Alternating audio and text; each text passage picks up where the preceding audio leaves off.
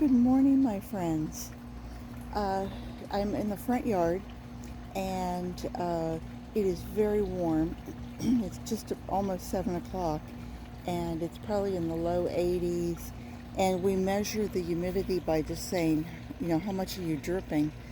And it's the humidity is probably 90% at the lowest. And I just wanted to show you these are suntastic uh, sunflowers from Baker's Creek heirloom seeds. They're in Missouri, and that's USA for those of you who aren't here. And aren't they beautiful? I mean, they're just a lovely, lovely little multi-bracketed flower. And Rick told me that he thought he saw bunnies over here eating the petals, but I don't seem to see any. It's interesting that this one is sent up its main sunflower on the back side. This is the afternoon sun.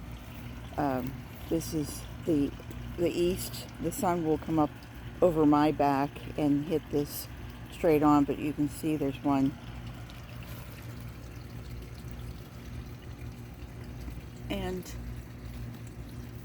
2 and 3 and 4 and 5. I mean, they really are a very prolific. And then I don't know if you can see, but these leaves behind are the Ms. Mars sunflowers, and they should be a little bit taller. The ones in the front should be about 2.5 feet, and the ones that are going to be hopefully around this pole will be closer to 3 feet. So that was the idea, was to try to hide in plain sight. But I planted these last month, and I see what he's talking about now.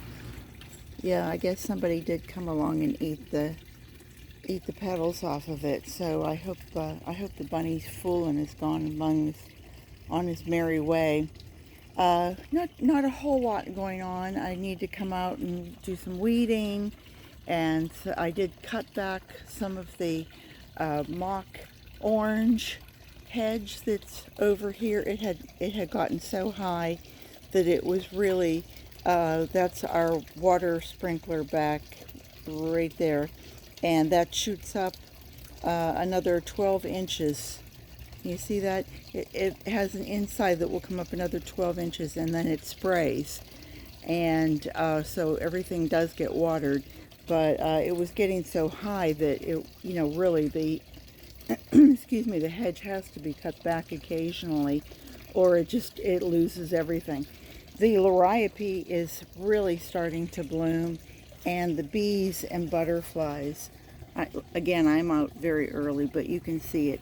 Even though liriope is not very pretty, it does send off a lovely little purple flower in the summer. Not much else. The crepe myrtle, it blooms for the summer. And then, I don't know if most people know this, but once the bloom is finished, and can you imagine the bees that are on this thing? Once the blooms have been taken for a ride with birds and butterflies, if you cut it back halfway, it will then send off 2 shoots, and they will come out and bloom. So you can extend the life. I guess that is quite pretty, isn't it? I really haven't cut any back this year to take in for flower arrangements. I need to do that. These are azaleas, and they bloomed a couple months ago, so we got to enjoy them. I'm not as happy with my swale garden this year because I really didn't seem to get much. I mean, it came out, it was sweet, but it's kind of dying back. It didn't come out as full as I had hoped for it. The little hoop fence is nothing more than crepe myrtle branches that I stripped and curved.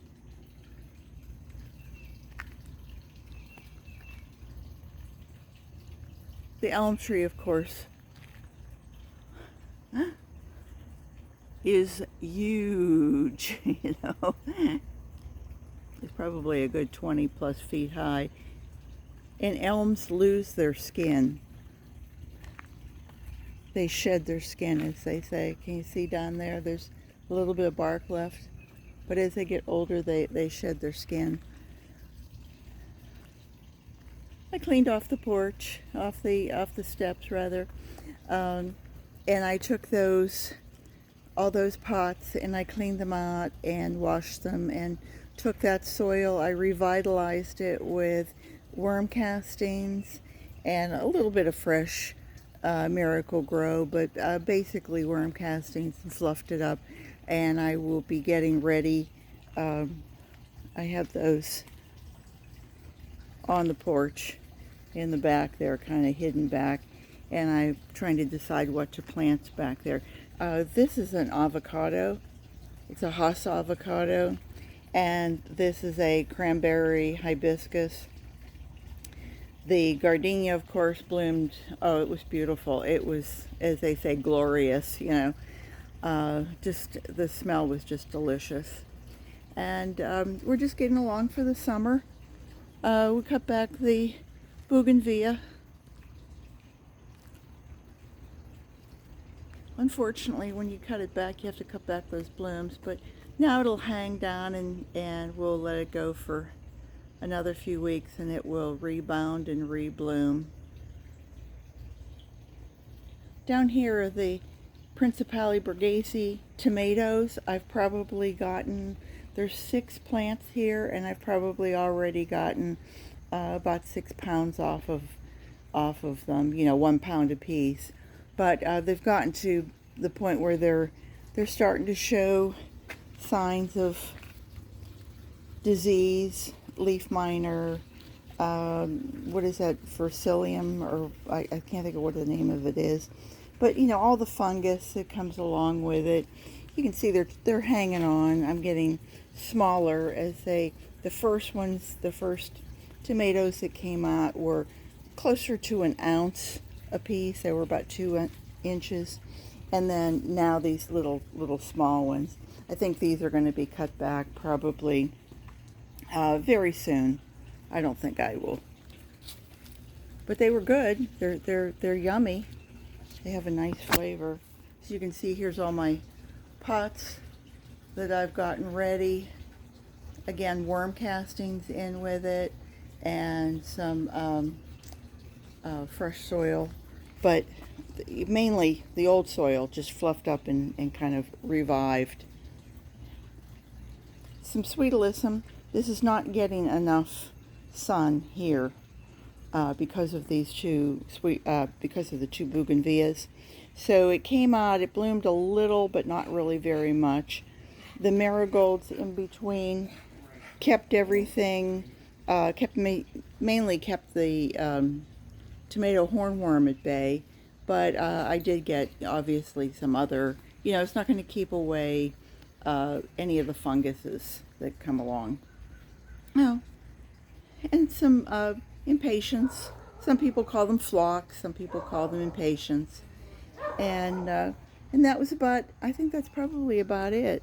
You can see liriope over here, and there's some caladiums coming up, and the